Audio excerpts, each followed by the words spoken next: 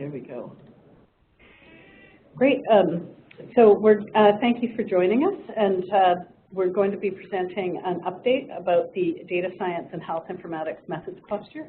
Had a lot of activity in the last couple of months, and are excited with some future steps that we'll be moving forward with. I'm going to pass the mic to Alison to give us a little bit of background. So next slide, please. So thank you. I also want to acknowledge that the advisor for this methods cluster is Dr. Kim McGrail. She isn't able to join us today, but at any time, if you have a question for Dr. Currie, Dr. McGrail, or myself, you're more than welcome to reach us, and our email addresses are on the final slide of today's presentation.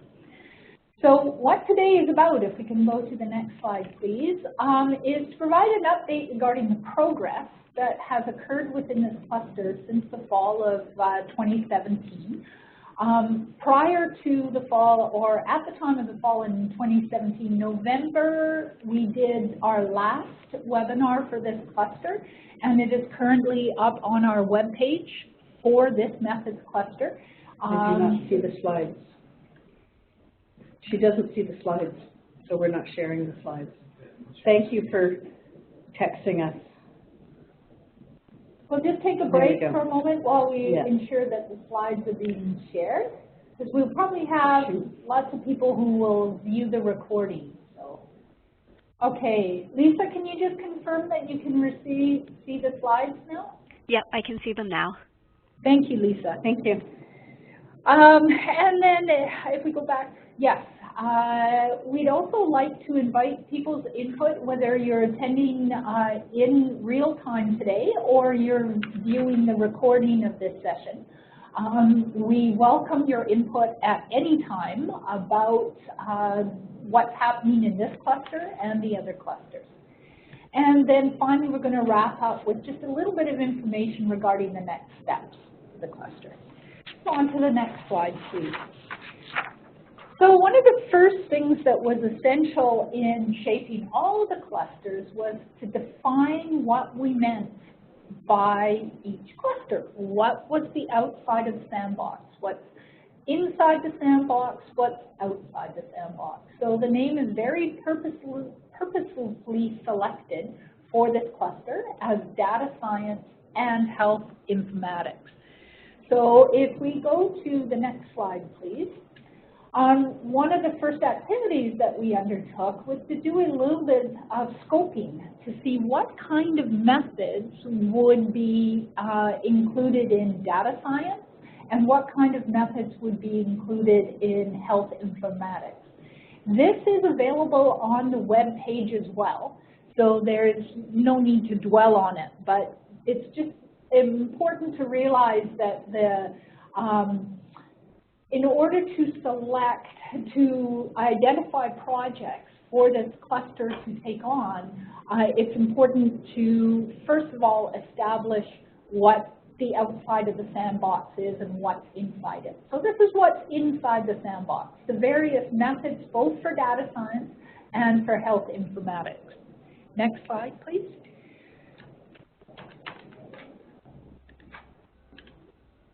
So, from looking at that list, it's helpful sometimes to identify some examples of work that, how that can translate to patterns of how we use data science and health informatics. So here are three examples of the type of work that would fit within the scope of the DaSHI methods cluster. This information was shared at the visioning workshop with the participants in October to give them a sense of the kinds of projects that would fit well within the work of this cluster. So moving on to the next slide, please. It was also important to identify what is still important and has an impact on the work of data science and health informatics, but isn't really within the mandate or the purview of the methods cluster. So here are 3 examples. We're not saying that we can proceed without these things being a part of our work, but they're not things that we can specifically address within methods projects. So next slide, please. So this was the process that was undertaken through the fall of 2017 and into the early part of 2018. Dr. Currie and Dr. McGrail started with one-on-one consultations with individuals who are already really engaged, both in methods, science, and practice of data science and health informatics.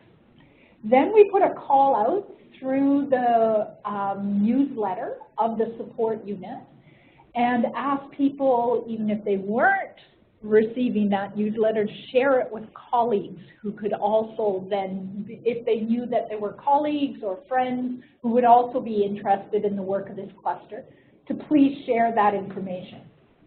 We asked people to indicate whether they would be interested in attending the visioning workshop, and we asked them some questions. And those questions were to get sort of a lay of the land of the current status in data science and health informatics in BC. So we asked them where the current strengths are, where the current gaps are, what could be leveraged. That information then informed the subsequent level of stakeholder consultation, which was a visioning workshop that was held in October the 16th. We had participants from all over the province. We had participants who included not just researchers, but patient partners, healthcare providers, decision makers. We recognized that not everybody could be at that workshop, and therefore subsequently followed up with a webinar, which was held in November, where we shared the key information that was provided to the participants, as well as what we heard from the participants in that webinar in November. From that then, from all of those stakeholder consultations, there was a process of analyzing all the feedback that was collected and identifying themes and sub-themes for this cluster. We then shared that widely with everyone, both in the distribution list of people who had already engaged with the cluster, as well as asking, again, people to share it with other people who might not yet be aware of the work of this cluster, and invited feedback on those themes. Next slide, please. We got a lot of information from people. This is just a very quick representation. If infographics appeal to you, this is also available on the webpage. But we got rich data from people about where the priorities should be, where the opportunities should be. So next slide, please. And that led to these possible projects being brainstormed at the visioning workshop. So over to Dr. Currie. All right, and from these brainstormed projects, we then went about getting another phase of feedback from the constituents, people who had identified as being either at the visioning workshop or who had perhaps watched the webinar that was recorded. And we synthesized all of the data, not only from these ideas that were brainstormed at the visioning workshop, but all of the feedback from the other participants. And if we could go to the next slide. We identified 5 themes. Theme A was the topic of integrated technology and analytic infrastructure that informs patient care. The analytics, so these could include analytics that inform point-of-care clinical decision support systems or predictive models across disparate electronic medical records or electronic health records. Theme B was the opportunities to transform healthcare data by focusing on patient-centeredness. So one theme was the idea of personal health records, or I've recently heard it be called a collaborative health record. So sharing the patient's information from the patient's health perspective with the clinicians. That might include things that are beyond what would typically be captured during a healthcare interaction. Another aspect might be personalizing and tailoring for decision support, especially the possibility of looking at genomics. We also saw the theme, the sub-theme of data mining to identify unique patient and or clinical subgroups. The integration of health and non-health data. So these might be social media data. Some people are able to look at people's moods by what they're posting on their Facebook. The next set of themes, next slide please. The other three themes included the idea of data ecosystems with integration of person-centered data. So as you can see, there's some overlap in these themes, and we intentionally allowed that overlap to happen to let some project suggestions come forward, really using an inductive sort of methodology. The theme C is the data infrastructure to support care coordination and health information exchange. Data sets that might advance natural language processing and other text-based analytics, including patient-reported experience measures.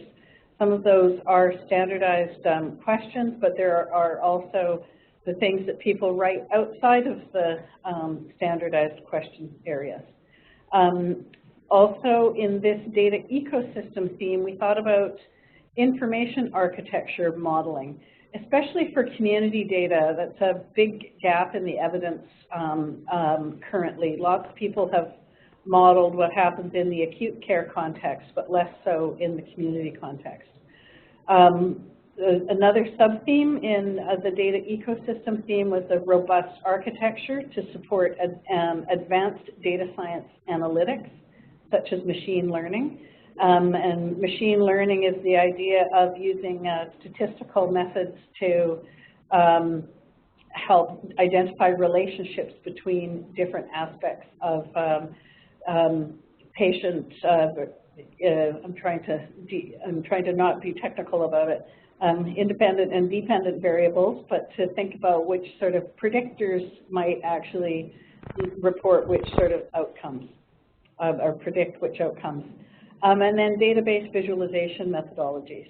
Theme D, we focused on this theme was the idea of how do we apply specific types of data science methods for patient-supported healthcare, including visual analytics, natural language processing, machine learning, data linkage. Now, those have been mentioned in other themes, but we really wanted to specifically make sure that we were capturing the opportunity for the data science aspect applied to health data. And then the final theme was looking at analytic approaches to address big data and the Internet of Things in the healthcare context. We're thinking again in the kind of community and home care setting with the possible idea of getting some home monitoring data. These data would be constituted as big data as well as the Internet of Things, which both address the volumes of data that are acquired through, for example, Fitbit data that's capturing people's heart rates and their steps as well as their sleep patterns. And the idea of Internet of Things is thinking about web-based technologies that are capturing many different things. In the home monitoring context, that might be observing when someone might fall and not be sensing triggering any sensor data in a home. We also thought about some sort of systems for chronic disease virtual care.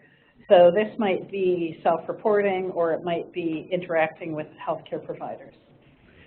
So based on sending those themes out to our constituents, we identified, we asked people to provide suggestions for projects. One of the projects that I've listed at the top, we're calling the Online Citizen Science Portal. Now this project was already identified early on by some of the other methods clusters leads, and we have an active patient partner who is excited about participating with us as we move this forward. This team would include myself, Linda Lee, who is the methods cluster lead for the knowledge translation and implementation science, and Erin Mihalek, who is the methods cluster lead for the patient engagement methods, and Sunny Liu, who is a member of our patient community and who also is a retired pharmacist. We imagine this project will be the idea of patients contributing their own data to a portal that will then allow them to benchmark themselves comparing to other people with different chronic illnesses. So we're just starting to move forward on defining the full scope of that project as well. A second project is the idea of a personal health record, or as I mentioned, a collaborative health record, including patient-reported experience measures, patient-reported outcome measures, and data from the Canadian Primary Care Sentinel Surveillance Network. I realized I'm missing an S in the SIPSN in primary care.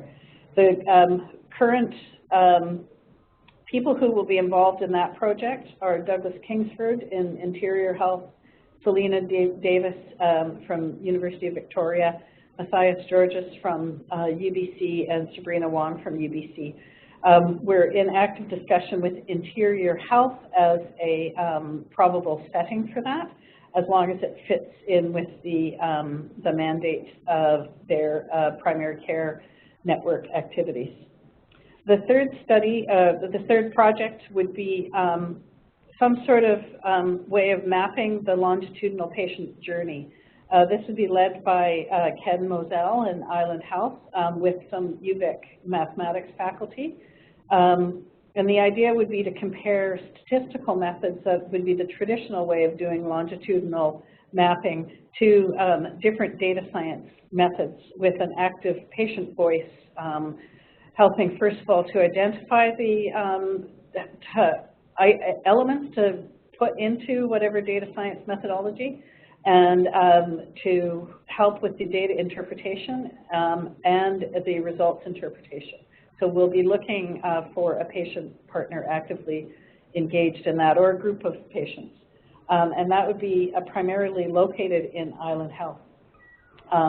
The fourth project is, would be using inter-RI data. So that is a data set that's used in residential care contexts to monitor patients' progress over time.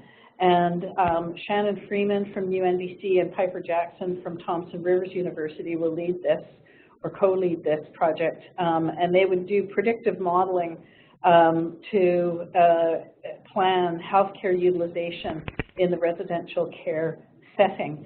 Again, we'll be looking for patient partners on identifying what those models would look like. We will have access to a partnership that Shannon Freeman has built through Northern Health, and we're hoping to establish some partnerships in Interior Health as well as we progress with that project. The fifth project is looking at the community interoperability architecture and the opportunity for data science. So in this group, it will hopefully be housed in Vancouver Coastal Health, looking with additional researchers in database architecture and computer science, artificial intelligence and machine learning from UBC, SFU, and hopefully with the Ministry of Health. And then the last project is, would be a small pilot project using artificial intelligence methods to mine wound images for diagnostic use. we're looking at having conversations with the people who hold the data around wound images in the community sector. Thank you. So those projects are the 6 projects that we're going to be supporting to create the teams and the detailed project proposals. So in this list here, step 1 at the far left is to really fully develop the teams and the project proposals. So if any of these projects are of interest to somebody who might be listening to this webinar or viewing it, we'd love to hear from you. We will ideally get most of these plans over the summer. Some of them may take a little bit longer because of the number of constituents involved, but we hope to have an internal review of many or most of the work plans by September 4th, an external review by October 4th, and launching the projects this fall. It must be noted that the way the funding infrastructure is existing in the BC Support Unit, all of these projects must be completed by March 31st, 2021. So they'll be 2.25 to 2-year projects overall. So I would just like to now, if we go back to the slide of the projects, if we might. The first project that you see there about the online citizen science portal, on June 15th, we will be having another webinar, and that webinar will be providing an update of the knowledge translation and implementation science methods cluster. So we're going to be sharing quite a bit of detail, more delving into that project and the other projects that are moving forward in that cluster. So anticipate that if you're free or want to access the recording of it for June 15th, if you have a particular interest in that project, you can learn more of the details by joining us on the 15th. So now if we can go again to the final slide. At this point, you can see there our email contacts. You can also go to the website for the BC Support Unit, and there are phone numbers to reach myself on that on the contacts area of the website. We invite your thoughts, and I would like to pause now and see if anyone who is joining us live has any questions or any comments.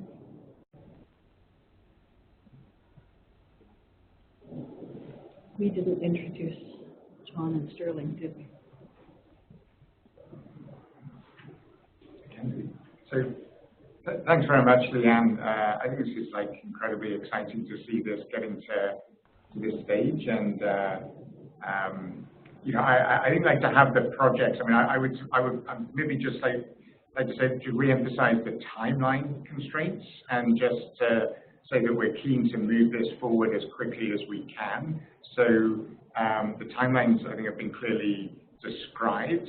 We really want to make sure that we deliver on those timelines at this point. So if folks are interested in getting involved in any of the projects, then I think it's important that we see those folks stepping forward as soon as possible. I would certainly encourage folks to do that. And just to say, as a reminder, that these are all funded projects. So we have resources that we will be committing to ensure the delivery of these projects. So this isn't hopefully side of the desk unfunded research pieces. This is a funded project, or these will be funded projects, and the budgets will be developed by the teams.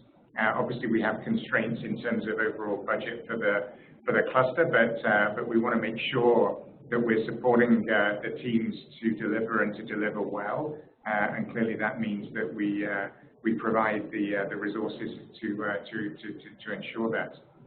So I think those would be the only things that I would add in addition, but very exciting to see us get to this point, and looking forward to the teams developing.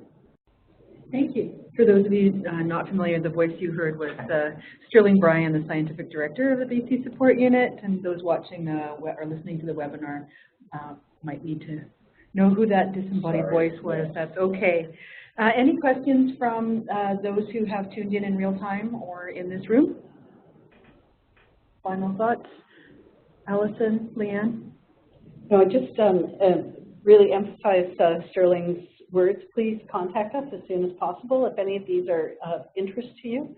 And we do have some support. If you're not in the area or the clinical partner region, that doesn't mean that you can't be involved. And we'd love you to be involved if the topic area is something that is of interest to you. If you're from a different part of BC where these might be going on, please still, don't hesitate, and we can probably figure something out.